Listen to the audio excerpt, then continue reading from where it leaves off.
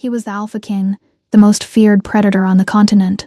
She was a temp waitress, an Omega so low-ranking she didn't even have a last name in the pack registry. In a room full of soldiers and diplomats, no one saw the assassin. No one smelled the death hidden in the celebratory toast except her. One whisper. That was all it took to change history. But saving the king didn't make her a hero. It made her the #1 suspect. Why did the shy Omega know the scent of a poison that hadn't been used in 100 years? The answer would shatter the entire kingdom. The crystal chandeliers of the Grand Hall at the Cross Estate didn't just sparkle. They seemed to judge everyone beneath them. For Talia, the 20-year-old Omega from the destitute Grey Creek sector, the judgment was heavy. She kept her head down, her eyes fixed on the tray of canapes in her trembling hands. Keep moving, 304. The head of staff, a rigid beta woman named Mrs. Higgins, hissed into her earpiece. Do not make eye contact with the dignitaries. You are furniture. You are air. If you drop anything, don't bother coming back to the kitchens. Talia nodded slightly, adjusting the high collar of her stiff uniform. She wasn't technically 304th, her name was Talia, but in the hierarchy of the Shadow Fen Pack, names were a luxury reserved for those who mattered. Omgeza, like her, hired as temporary help for the Centennial Summit, were just numbers on a payroll sheet. But Talia possessed something the high-ranking wolves didn't. She had a defect. At least the doctors at the clinic called it a defect. Her sensory processing was dialed up to an excruciating degree. The perfume of the woman 3 tables away smelled like a chemical spill. The clinking of silverware sounded like hammer strikes. She lived her life in a state of constant sensory assault, which was why she usually kept to the back kitchens. Tonight, however, they were short-staffed. Alpha King Ronan Cross is entering. The announcer's voice boomed, silencing the room. The heavy oak doors groaned open. The atmosphere in the room shifted instantly. It wasn't just respect. It was a physical weight. Alpha pheromones rolled off the man walking through the doors like a dark fog. Ronan Cross was taller than the photos in the tabloids suggested. He wore a tuxedo that cost more than Talia's entire neighborhood, tailored to fit broad shoulders that carried the weight of the Western Alliance. His face was sharp, jawline dusted with stubble, his eyes a piercing, unnatural shade of amber. He looked bored. Lethal, but bored. Beside him walked Lady Celeste, the daughter of the Southern Alpha. She was stunning, draped in red silk, clinging to Ronan's arm with a possessiveness that made Talia's skin crawl. They say he's going to announce the engagement tonight. Another waitress, a girl named Chloe, whispered as they passed each other near the drink station. Finally uniting the North and South. Focus, Talia murmured, though her nose twitched. As Ronan passed her section, Talia flinched. It wasn't his power, though that was overwhelming. It was the scent clinging to him. Amidst the expensive cologne, sandalwood, cold rain, and the natural musk of a powerful alpha, there was something else. Something wrong. It smelled like burnt sugar and copper. It was faint, masked heavily by Lady Celeste's overpowering floral perfume, but Talia picked it up. She paused, her tray tilting slightly. 304. Move. Mrs. Higgins barked in her ear. Talia scurried forward, blending into the shadows of the pillars. She watched as Ronan took his seat at the high table. The room was a shark tank. Every alpha here wanted something from him: territory, money, protection. A waiter, a man Talia didn't recognize from the briefing, approached the high table with a bottle of vintage champagne. It was the ceremonial toast.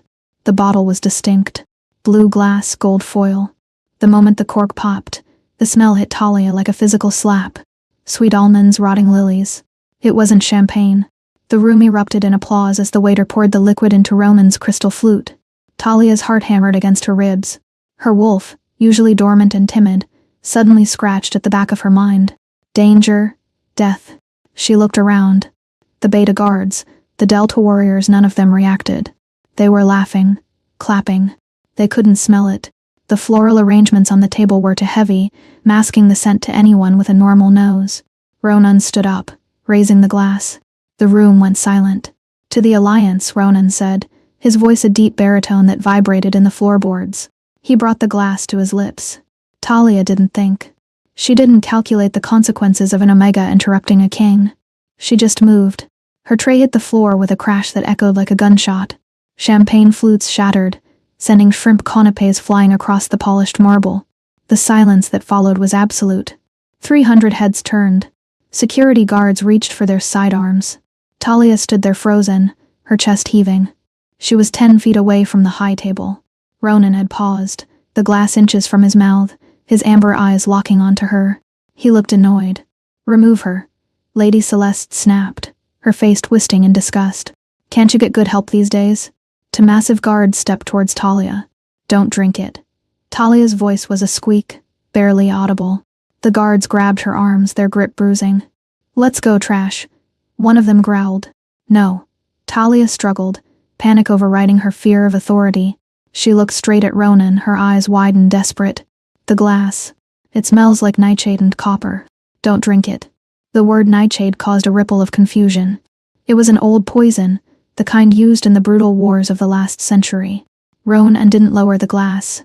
He stared at her, his expression unreadable. "Let her go," he commanded softly. The guards hesitated but released her. Talia stumbled forward, falling to her knees.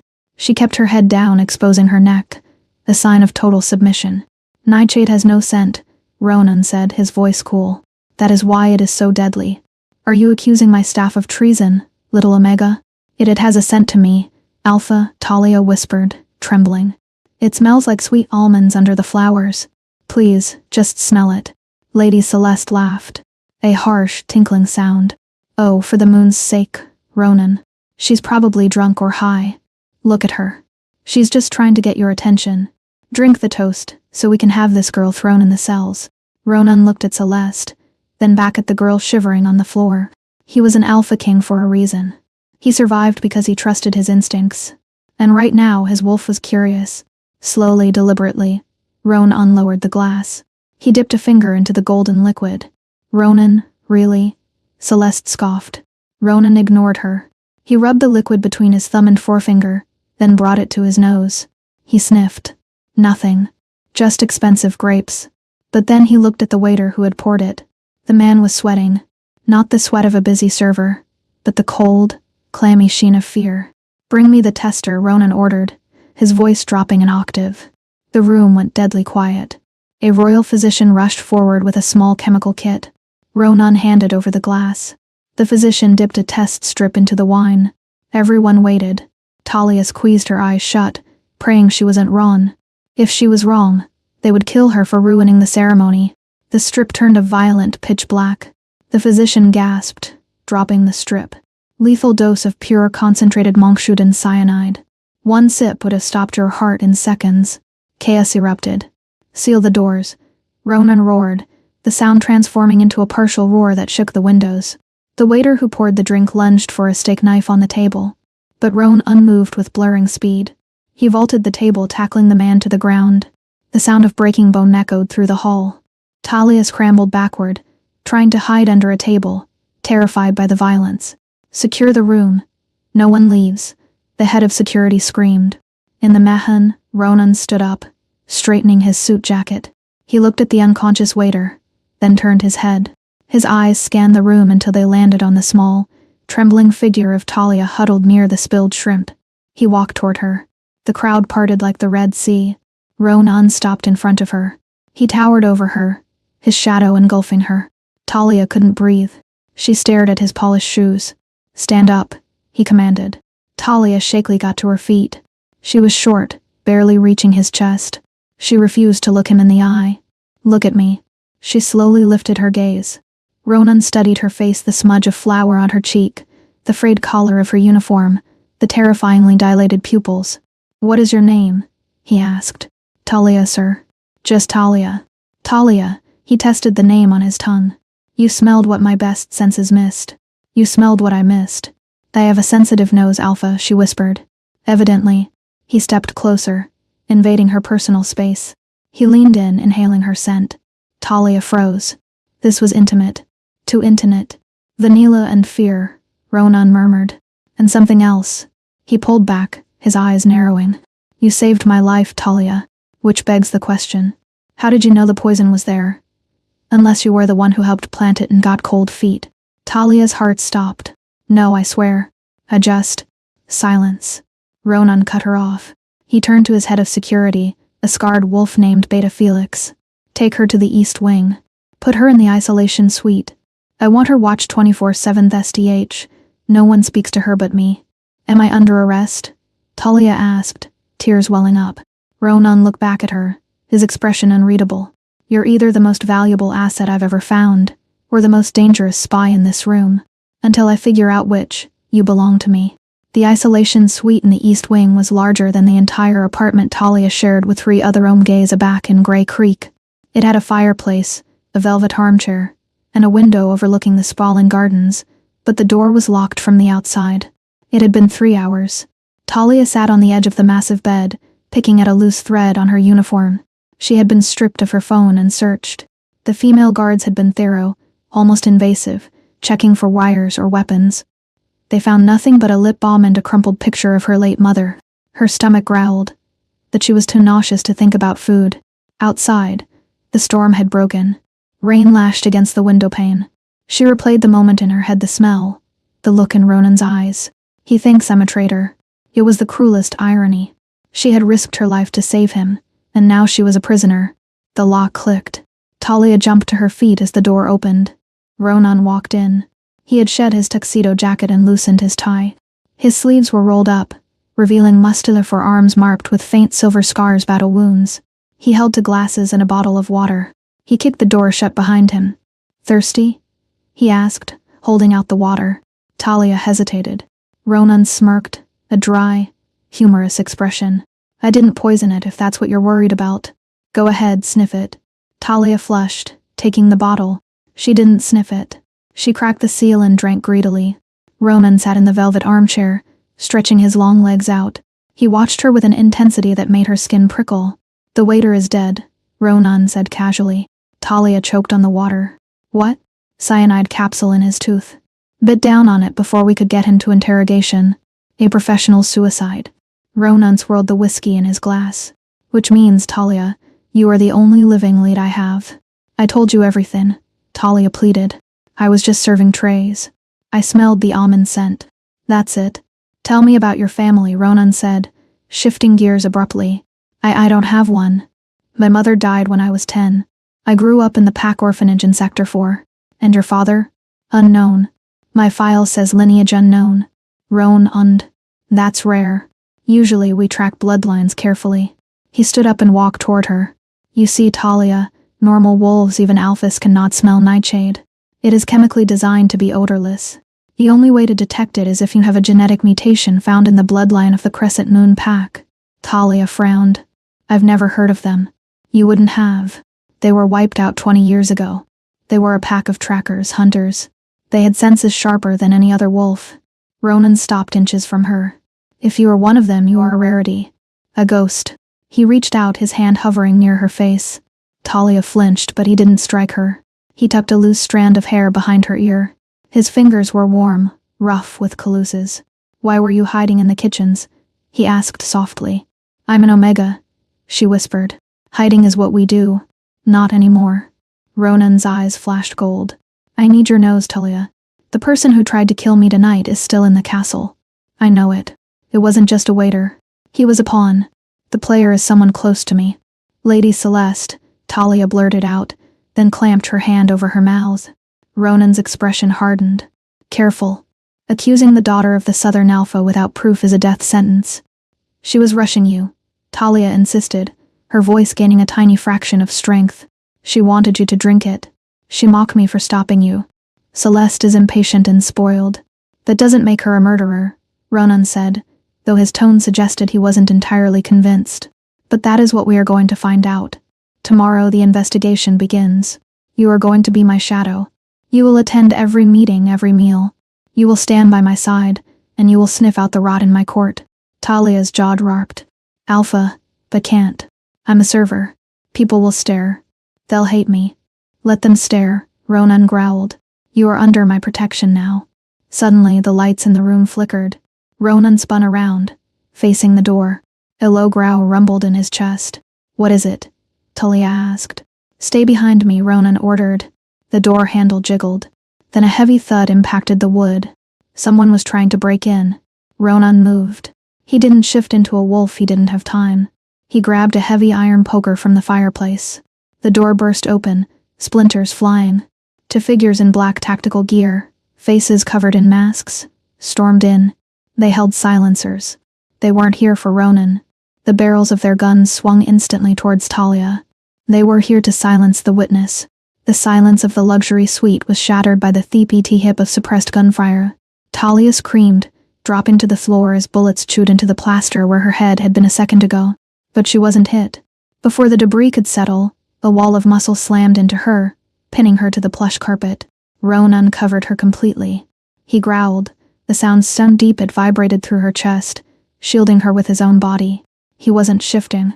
The room was too small for an alpha wolf of his size, but his eyes had gone fully feral, glowing like molten gold. "Stay down," he roared. He moved with terrifying speed. Roan unlaunched himself off Talia, using the momentum to barrel into the first attacker. The assassin, a bulky beta in tactical gear, flew backward as if hit by a truck, crashing through the glass coffee table. The second assassin racked Ronan, raising his weapon. "Behind you," Talia shrieked, her voice cracking. She didn't just see him. She smelled him. The second man smells of ozone and a wet dog. It was the scent of a rogue, a wolf without a pack, gone feral. Ronan didn't look. He trusted her warning instinctively. He ducked, a bullet grazing his shoulder, tearing through his white dress shirt. With a fluid motion, he swung the iron poker he had grabbed from the fireplace. It connected with the assassin's knee with a sickening crunch. The man howled, dropping the gun. Ronan was on him instantly, his hand clamping around the man's throat. "Who sent you?" Ronan snarled, lifting the 200-pound man off the floor with one hand. "Speak, or I rip your throat out right here." The assassin gurgled, eyes rolling back. The eclipse. Before Ronan could get more, the first assassin, the one who had dawned through the table, pulled a pin on a grenade. Ronan. The scent, burning fuse. Talia yelled, scrambling backward toward the bathroom.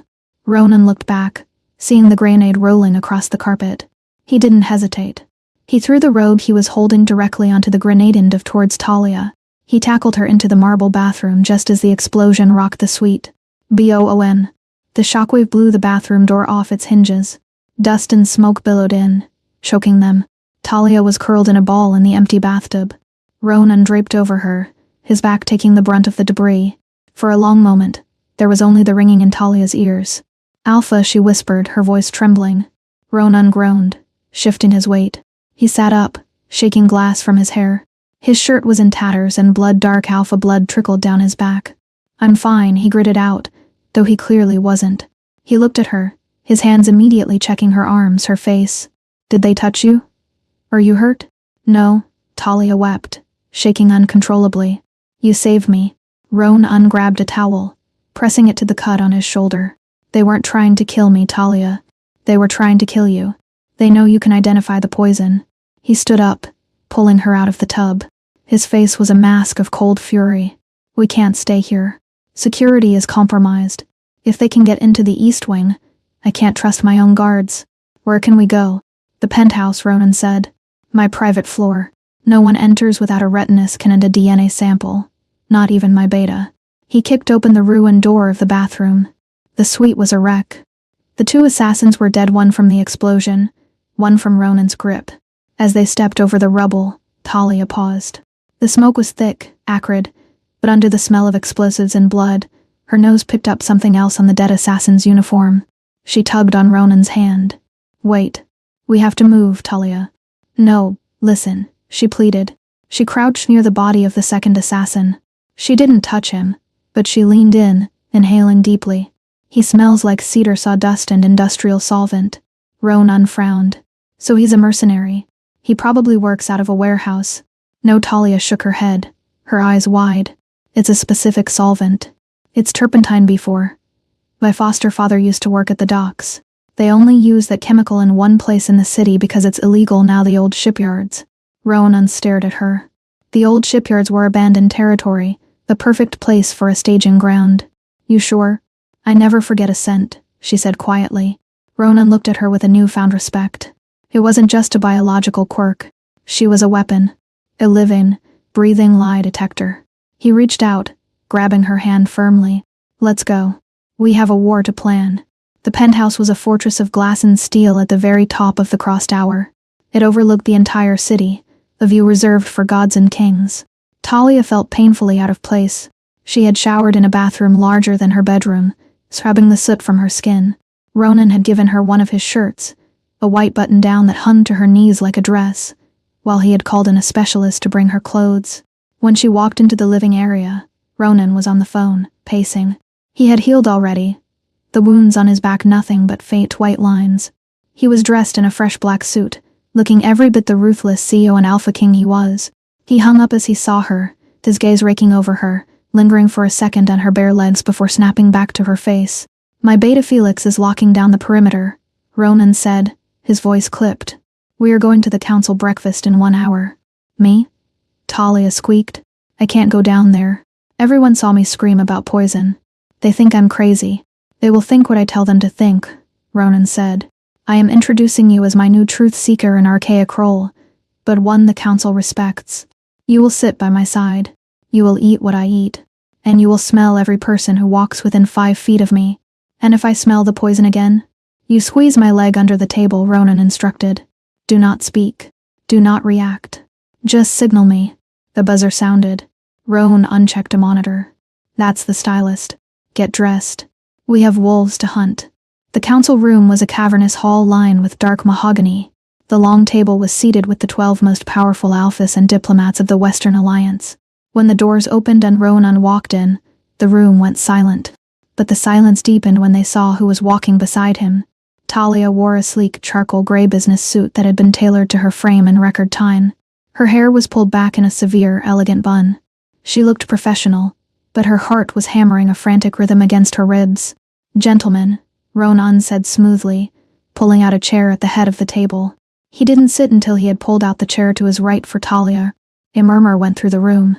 That was the seat of honor, usually reserved for a mate or a second in command. "Ronan," a voice dripped with faux sweetness.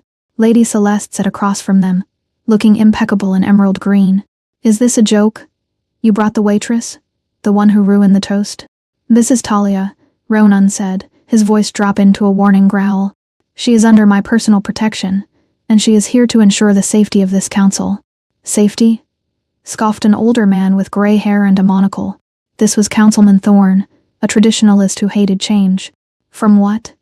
"Invisible smells." "From traitors," Ronan said, staring Thorne down until the older wolf looked away. "Let us eat." The breakfast was tense. Talia didn't eat. She sat rigid, her senses dialed to 11. The room was a cacophony of smells: coffee, bacon, expensive perfume, nervous sweat, and the underlying musk of aggression. She focused. She peeled back the layers of scent one by one. Celeste smelled of roses and jealousy bitter, but not murderous. Felix, Ronan's beta, smelled of gunpowder and loyalty clean. The French diplomat smelled of cigarettes and a mistress. Talia's nose twitched. A drift of air came from the far end of the table. It was faint, almost gone, but it was there. Burnt sugar, copper, the nightshade. Talia froze. She followed the scent trail. It wasn't coming from the food. It was coming from a person. She slowly turned her head, scanning the guests. The scent was wafting from a leather briefcase sitting on the floor next to Councilman Thorne. But it wasn't Thorne's scent. It was the scent of the person sitting next to him. A man named Victor Krell. He was a younger alpha, ambitious, representing the mining sector. He was smiling, cutting his steak with precise movements. Talia leaned in slightly. Yes, under his expensive cologne, deep in the fibers of his cuff, was the residue of the poison and something else. Cedar sawdust. The same scent as the assassin in the hotel room. Talia's hand went under the table. She found Ronan's thigh. His muscle was hard as rock. She squeezed twice. Ronan didn't flinch. He didn't stop chewing, but the air around him grew colder. The temperature in the room seemed to drop 5 degrees. He turned to her, his face impassive. "Yes, Talia."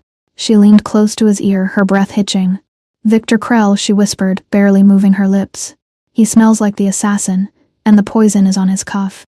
Ronan nodded slowly. He dabbed his mouth with a napkin. "Victor," Ronan said, his voice conversational. Krell looked up, smiling. "Yes, Your Majesty. How are things at the old shipyards these days?" The smile didn't leave Krell's face, but his heart rate spiked. Talia could hear it. Thump, thump, thump. It sounded like a drum solo. I wouldn't know, sire. That territory has been abandoned for years." "Why do you ask?" "Curiosity," Ronan said. He stood up. "Actually, I have a sudden desire to inspect your briefcase, Victor." The room went deadly still. Krell's smile vanished. "This is outrageous," Krell snapped, standing up.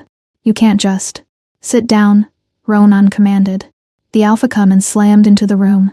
Every wolf in the room flinched. Krell's knees buckled, forcing him back into his chair. Ronan walked around the table. He picked up the briefcase. "Locked," Ronan noted. "Open it." "I will not," Krell spat. "This is diplomatic immunity." Ronan looked at Talia. "Talia, come here." She stood up, her legs shaking, and walked to him. "Tell them what you smell," Ronan said calmly. Talia looked at the terrified faces of the council. She looked at Krell, who was glaring at her with pure murder in his eyes. "The leather. It has residue," Talia said, her voice gaining strength. "Monkshood, cyanide, and the dust from the old shipyards. He was there this morning before the assassins came to my room." Krell roared, shifting partially. Claws erupted from his fingers. He lunged, not at Ronan, but at Talia. He knew she was the threat. "Die, you witch." Talia didn't have time to scream, but she didn't have to. Ronan moved faster than sight. He backhanded Krell across the face with enough force to shatter the table. Krell flew backward, hitting the wall and sliding down unconscious. Ronan stood over him, straightening his cuffs. He looked at the stunned council. "Take him to the dungeons," Ronan ordered the guards. "And send a team to the shipyards. Burn it to the ground." He turned to Talia. The adrenaline was fading, leaving her lightheaded. She swayed. Ronan caught her around the waist, pulling her flush against his chest in front of everyone. "You did well," he murmured into her hair. "Is it over?" she asked breathlessly. Ronan looked at the unconscious Krell, then at Lady Celeste, who was staring at Talia with a mix of shock and calculation. "No," Ronan said darkly. "Krell is a minnow. He doesn't have the connections to get Nightshade. He's just the middleman." He looked down at her, his amber eyes burning. "The real monster is still out there. And now they know exactly who you are." The adrenaline crash was brutal. Back in the penthouse after the chaos in the council room, Talia's legs finally gave out. She didn't hit the floor, though. Ronan caught her, scooping her up into his arms as if she weighed nothing more than a feather pillow. He carried her past the bewildered security team, straight into the master bedroom. He placed her gently on the edge of the mattress, kneeling before her to remove her heels. "You're shaking," Ronan murmured, his large hands engulfing her cold feet, rubbing warmth back into them. I pointed a finger at a councilman," Talia whispered, staring at her hands. "A high-ranking alpha. In my old pack, I would have been beaten for making eye contact. You aren't in your old pack, Talia. And you aren't just an Omega anymore." Ronan looked up, his amber eyes burning with an intensity that made her breath hitch. "You are my eyes, my nose. You are the only person in this entire tower I trust." He stood up, walking to a sidebar to pour a glass of amber liquid. "Krell is in the interrogation cell. My specialists are preparing him. He'll talk within the hour." "He was scared," Talia said softly. "When I smelled him, under the arrogance, he smelled like a cornered rat." "He's not the leader, Ronan. He's afraid of someone else more than he's afraid of you." Ronan handed her the glass. "Drink. It will steady your nerves." As she sipped the whiskey, the door chimed. It was Felix, the beta. He looked pale. "Alpha," Felix said, stepping in but keeping his eyes averted from Talia out of respect. "Bad news. Krell is dead." Ronan crushed the crystal tumbler in his hand. Glass dust turned to powder. "I gave specific orders to keep him alive." "It wasn't us," Felix said quickly. "He convulsed 5 minutes ago. Foam at the mouth. The medics say it looks like cardiac arrest, but—" "Poison," Talia said, standing up. "Who visited him?" "No one," Felix insisted. "The cell is hermetically sealed. Only the automated food delivery system and the ventilation." Talia's nose twitched. She walked towards Felix, stepping into his personal space. She inhaled deeply, closing her eyes. "You were down there," she said. "I found the body," Felix nodded. "Describe the smell of the corridor," she commanded. Felix blinked, surprised by her tone. It smelled like disinfectant, concrete damp. No, Talia shook her head, her mind racing. The ventilation. If the cell was sealed, the poison had to be airborne. She turned to Ronan. "Ronan, who controls the HVAC system for the detention block?" Ronan's face went rigid. "Maintenance. Specifically the head of estate management. Mrs. Higgins," Talia whispered. The realization hit her like a physical blow. "The woman who yelled at me in the kitchen. She gave me the tray. She put me in that specific spot near the high table. Ronan growled. Higgins has served my family for 30 years. She raised me and she smells like lavender and bleach, Talia said rapidly. But earlier when I passed her in the hall, there was something else. I thought it was just cleaning supplies. But it was ether. High-grade medical ether. It masks other scents. She's a beta, Ronan said, pacing. She has no political ambition. Why would she kill Krell? Because she's not the mastermind, Talia said. She's the gatekeeper. She has the keys to every door in this castle. Ronan, if she controls the vents. Ronan didn't wait. He grabbed his radio. Felix, lock down the estate management office. Bring Higgins to me alive. She's not in her office. Felix's voice crackled back a moment later. Gate logs show she left the building 10 minutes ago. She took a service vehicle toward the North Cliffs. The cliffs? Ronan frowned. There's nothing there but the old lighthouse. And he stopped, his face drained of color. The royal nursery. What? Talia asked. My sister's pups are there for the weekend. Ronan roared, sprinting for the door. If she's going there, she's not fleeing. She's taking hostages. He grabbed Talia's arm. I need you. If she's planted gas or poison, you're the only one who can detect it before it kills them. Can you run? Talia kicked off her heels completely. Try to keep up. The drive to the North Cliffs was a blur of rain and speed. Ronan drove the armored SUV like a madman, drifting around the cliffside corners. When they arrived at the nursery, a secluded stone cottage overlooking the churning ocean, it was dark. Too dark. Stay behind me, Ronan ordered, stepping out into the rain. The storm was raging again, the wind howling, which was bad. It scattered scents, making it harder for Talia to track. They approached the front door. It was ajar. I smell copper, Talia whispered, clutching Ronan's wet jacket. Blood. Ronan slammed the door open. Inside, two guards lay unconscious, bleeding from head wounds. But they were alive. The pups, Ronan yelled. Gone, Talia said, sniffing the air. I smell wet fur, fear, and Mrs. Higgins. She went out the back. They rushed through the house to the rear terrace. A path led down the cliff face toward the old lighthouse. There, Ronan pointed. A light flickered in the lighthouse tower. Ronan, wait. Talia grabbed his arm. The wind shifted. I smell something else coming from the tower. It's not poison. What is it? It's gunpowder. Massive amounts of it. Talia's eyes widened in horror. The whole base of the tower. It smells like a bomb. Ronan froze. If he rushed in, he might trigger a trap. But his nieces and nephews were in there. I have to go, he said, his voice ragged. No, Talia said firmly. She expects an alpha to kick down the door. She doesn't expect a mouse. Talia. No. I can fit through the drainage vent, she said, pointing to a small grate near the foundation. I can smell where the tripwires are. You can't. Let me get the pups out. You draw her attention. Ronan looked at her. He saw the terror in her eyes, but he also saw steel. She was risking everything for children she didn't know. He grabbed her face, pulling her down for a searing, desperate kiss. It tasted of rain and promise. If you die, he growled against her lips, I will burn this world down. Just keep her talking, Talia gasped, pulling away. She ran toward the vent. Ronan straightened his jacket, let out a roar that shook the thunder clouds, and walked to the front door of the lighthouse. The storm outside was a physical weight pressing against the ancient stones of the North Cliffs. But for Talia, the real storm was inside the drainage pipe. It was a narrow, rusted throat of metal that ran beneath the lighthouse foundation. It smelled of 80 years of neglect, rotting kelp, dead rats, and the metallic tang of caraming iron. But underneath the decay, her nose picked up the sharp, distinct scent of modern death. Plastic explosives. C4. Unstabilized. Talia crawled on her elbows, the rough iron scraping her skin raw through the wet fabric of Ronan's jacket. Every breath was a calculation. In the pitch blackness, her eyes were useless. But her olfactory map was high definition. Stop, she froze. 3 inches in front of her nose, the air changed. It wasn't the smell of the pipe anymore. It was the smell of lithium grease and tension wire. A tripwire.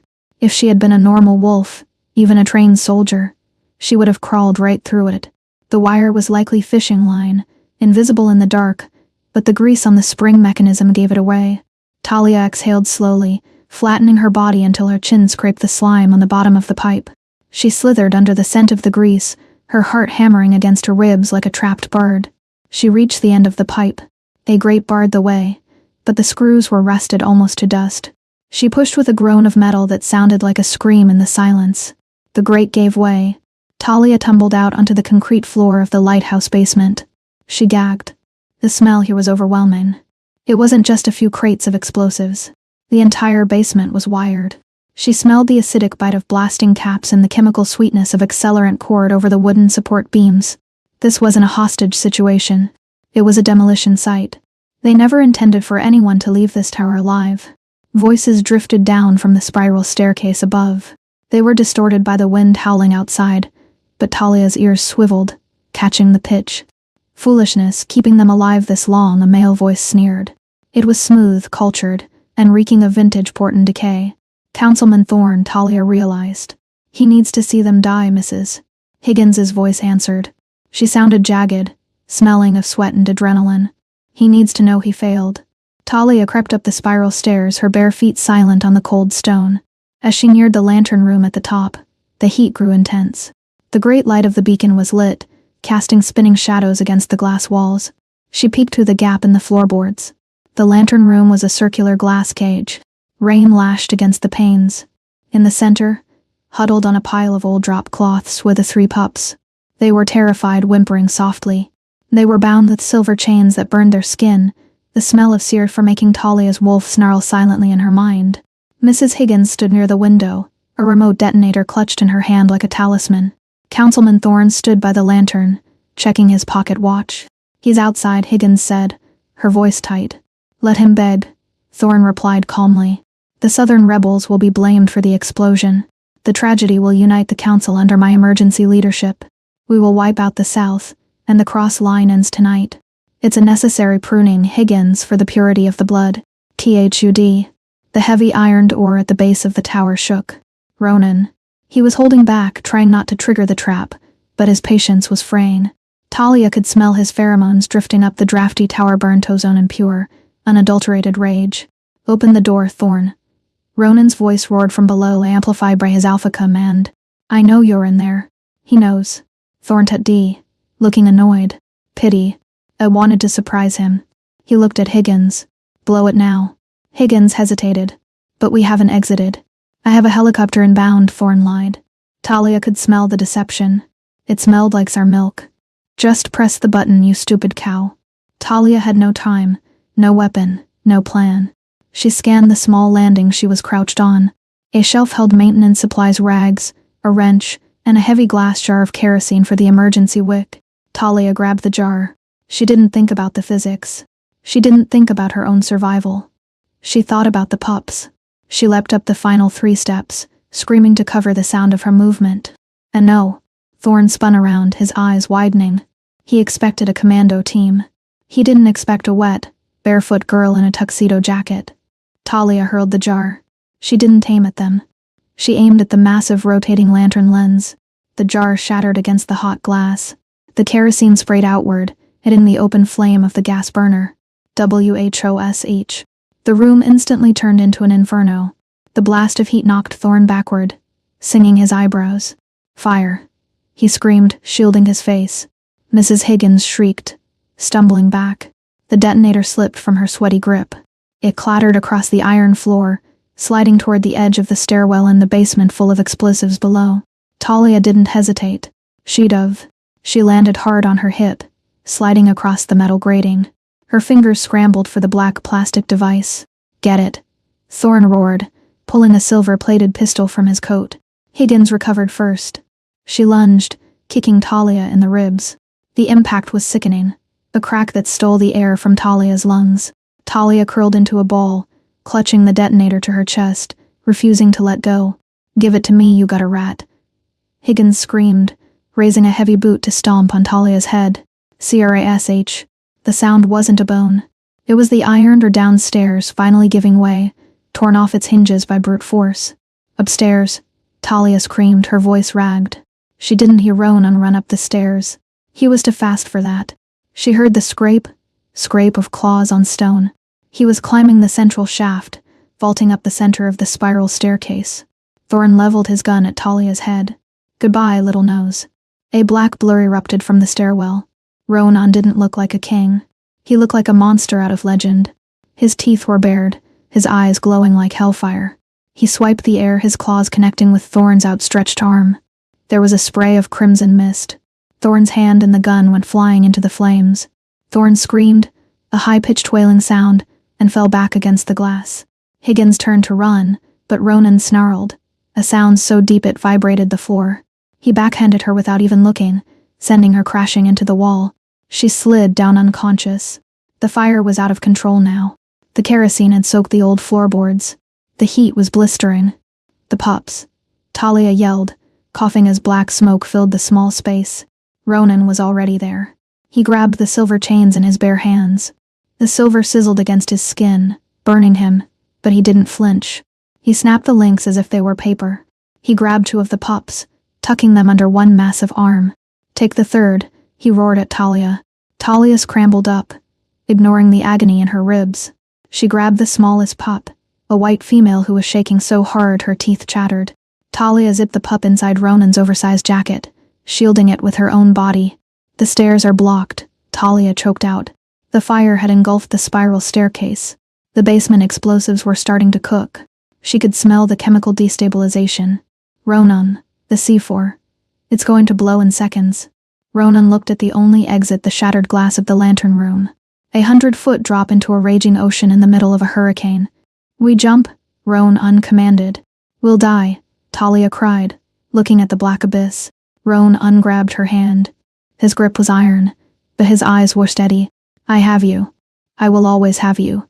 Do you trust me? Talia looked at the fire consuming the room. She looked at the man who had treated her like a queen when everyone else saw a servant. Yes, she whispered. Jump. They launched themselves into the void. For a terrifying 3 seconds, there was nothing but wind and drain. Gravity tore at them. Talia screamed, clutching the pup against her chest. They hit the water with the force of a car crash. The cold was instantaneous and paralyzing. It punched the air from Talia's lungs. She went deep, the darkness swallowing her. The current churned her like a rag doll. She didn't know which way was up. The pup. She had to save the pup. She kicked her limbs, feeling like lead. Suddenly a strong arm wrapped around her waist. Ronan. Even in the crushing depths, he was powerful. He kicked his legs, propelling them both upward, fighting the angry ocean. They broke the surface, gasping for air. Boom, the shockwave hit them a split second later. The lighthouse above them vanished in a blinding sphere of orange fire. Debris rained down. Chunks of stone, burning wood, and twisted metal hissed as they hit the water. Ronan shielded her with his body, taking the brunt of the falling debris. He dragged her through the swells, swimming with superhuman strength toward the shore. When they finally crawled onto the rocky beach, Talia couldn't move. She lay in the wets, and, coughing up seawater, shaking uncontrollably. Ronan dropped the 2 pups he was carrying. They shook themselves off, whining, but alive. He crawled over to Talia. He was bleeding from a dozen cuts, his shirt gone, his skin burned from the silver. But he didn't care. Talia, he rasped, rolling her onto her back. The pup. Talia unzipped the jacket. The little white wolf poked its head out and licked Talia's chin. Ronan let out a breath that was half laugh, half sob. He collapsed next to her, pulling her into his arms. You jumped, he whispered into her wet hair. You crazy, wonderful, impossible woman. You jumped. You pushed me, Talia chattered, her teeth clicking. Details, Ronan murmured. He leaned back, looking at her face, illuminated by the burning ruins of the lighthouse. You saved my pack. You saved my air. You smelled the trap when I walked right into it. It smelled like our milk, she whispered, her adrenaline fading into exhaustion. Ronan kissed her forehead, then her nose, then her lips. Rest now, truth seeker. I've got you. 2 weeks later, the Cross estate was unrecognizable.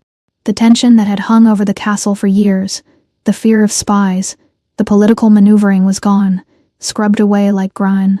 The grand hall was filled to capacity. Every alpha, beta, and diplomat from the Northern and Southern Alliance was present.